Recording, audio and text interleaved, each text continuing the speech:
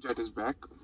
अच्छा, तो आज कल मैंने जो वीडियो बनाई थी वो मैंने उसके बाद सुनी, तो एयरपॉड्स जो मैंने लगाए हुए हैं उनसे मतलब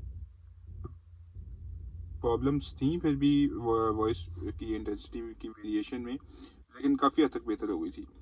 तो अच्छा, अब फिर मैं ऑफिस में ही हूँ, और ऑफिस के अभी मेरा ब्रेक टाइम चल रहा है, तो खाना खा लिया मैंने, तो थोड़ा सा टाइम है, तो मैंने कहा कि वीडियो फिर अभी बना लूँ। इनफैक्ट मैंने जितनी वीडियोज़ अभी तक बनाई हैं वो मेरे ऑफिस के ब्रेक टाइम के लिए मैंने बनाई हुई हैं। तो ऑफिस का काम, अभी भी मैं CST टाइम जोन की वजह से मैं काफ़ी लेट जा रहा हूँ, सुबह भी लेट ही आ रहा हूँ। आज इनफैक्ट थोड़ा जल्दी आ गया था क्योंकि आज एक सेशन था, I had to attend it, तो जल्दी आ गया। I am a bit sleep deprived, but क्या करें। अच्छा, तो अब आज की वीडियो में मैंने सोचा कि मैं साथ ना, जो मुझे थोड़ा टाइम ऑफ मिलता है घर जाके, तो मैं असल में सीख रहा हूँ कि what is blockchain and how it works. ठीक है, तो आज की वीडियो में मैंने सोचा कि मैं ये बताऊं, क्योंकि ये टर्म मैं काफ़ी देर से सुन रहा था और I had no idea how you know it work, कि बिटकॉइन माइनिंग या क्रिप्टो करेंसी माइनिंग क्या चीज़ होती है। अब इसमें मैंने ये सुना था कि यार लोगों ने बड़े बड़े हैवी सिस्टम लगाए हुए हैं, 7-7 लाख 8-8 लाख के, बैक इन 2016। तो अब और आहिस्ता आहिस्ता वो मैंने ये सुना था कि बिटकॉइन माइनिंग मुश्किल होती जा रही है, और आई हैड नो आइडिया कि यार ये क्यों मुश्किल होती जा रही है, कि क्या चीज़ इसमें जो है वो कॉम्प्लेक्सिटी ज़्यादा क्रिएट कर रही है। होता ये है कि जो ब्लॉकचेन है वो it is a chain of blocks. Blocks क्या होता है कि जो भी आपका डेटा होता है वो एक एक ब्लॉक के अंदर, लेट्स से कि आपने एक ट्रांजैक्शन की है, उसका टू, फ्रॉम, और the amount of money that you are transferred, ये हो गया ब्लॉक के अंदर। अब ब्लॉक के को वैलिडेट करने के लिए दो चीज़ें और होती हैं, उसे कहते हैं hash. Hash is sort of, not sort of, exactly a encrypted की।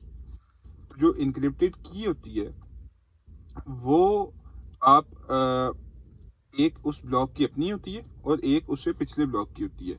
तो जो एक ब्लॉक की अपनी और एक पिछले ब्लॉक की, तो it connects the two blocks and it goes on. तो वो जो सारी ब्लॉक्स होते हैं वो आपस में कनेक्टेड होते हैं। एक जो उनकी अपनी हैश होती है, एक हैश वैल्यू पिछले की होती है। Hash value is what makes the block secured. अब जो माइनिंग होती है उसके अंदर ये होता है कि जो एक ट्रांजैक्शन नहीं आती है, जो हैश कैलकुलेट करने का प्रोसीजर होता है, वो वो माइनिंग माइनिंग उसको कहते हैं कि to calculate the hash and validate the block. अब इसमें मुश्किल क्या चीज़ है, हैश जो हैश इटसेल्फ है इसका खासा ये है कि it is a one way function. इसके अंदर आप जो भी डाटा है, जो भी पैरामीटर्स है, वो आप इसके अंदर डालेंगे, it is really easy to encrypt it, but इसको डिक्रिप्ट करना नियरली इम्पॉसिबल है। मतलब नियरली इसलिए कह रहा हूँ कि there is always a possibility of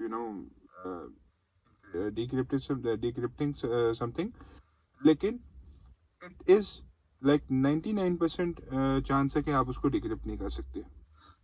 वो एक लंबी बहस है कि क्यों नहीं कर सकते, वो उस पर एक अलहदा अगर टाइम मिला तो वीडियो में मैं आपको एक्सप्लेन कर दूंगा।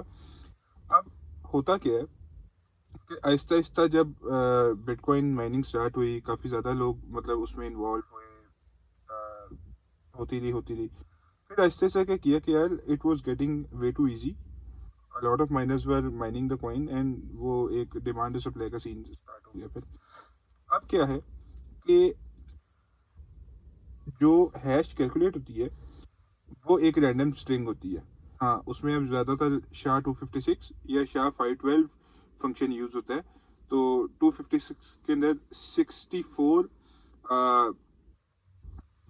करेक्टर की, एक रैंडम करेक्टर्स की स्ट्रिंग होती है, फेयरली इजी टू कैलकुलेट। तो अब उसको मुश्किल बनाने के लिए एक चीज़ इंट्रोड्यूस की गई जिसे कहते हैं नंस।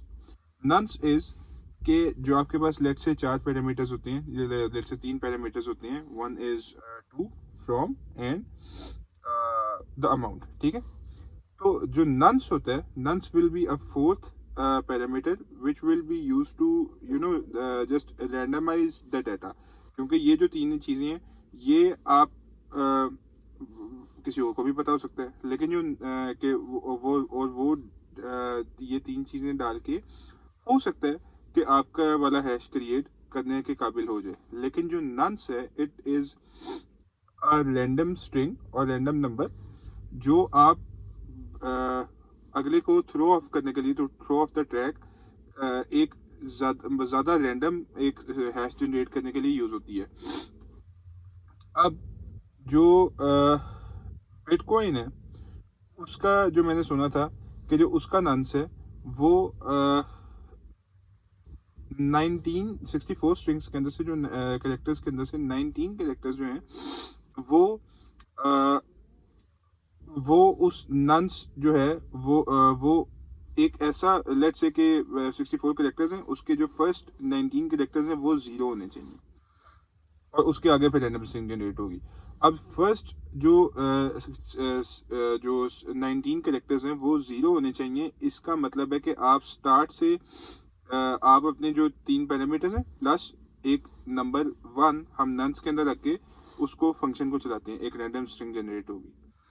आप फिर चलाओगे, फिर एक रैंडम स्ट्रिंग जनरेट होगी, फिर चलाओगे एंड इट गोज ऑन। और जो रैंडम स्ट्रिंग है उसके अंदर हो सकता है कभी 2 जीरो आ जाए, कभी 3 जीरो आ जाए, कभी 4 जीरो आ जाए, कभी कोई जीरो ना आए। तो जैसे ही 19 जीरोस हिट होंगे, वो आपकी जो कंडीशन है 19 जीरोस के, आपके जो पहले 19 कैरेक्टर्स हैं वो जीरोस हों, वो कंडीशन ट्रू हो जाएगी और आपका ब्लॉक वैलिडेट हो जाएगा। वो आपके मेन नेट के ऊपर जाके वो पब्लिश हो जाएगा। अब मैं एक आइडिया ये देने लगूँ कि how hard it is to validate that condition कि आपके 19 जीरोस वाली जो कंडीशन है वो ट्रू हो। अब वो एक मैं ऑनलाइन एक इथेरियम का मैं कोई इस तरह के नंस कैलकुलेट कर रहा था। मैंने कंडीशन रखी थी 4 जीरोस की, 19 जीरोस बिटकॉइन के लिए चाहिए, 4 जीरोस की।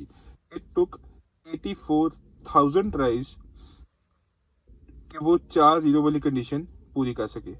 एक नंस डाला, दूसरा नंस डाला, तीसरा नंस डाला, 84,000 नंस उसने डिफरेंट नंस डाले, फिर जाके वो कंडीशन वैलिडेट हुई और वो ब्लॉक वैलिडेट हुआ।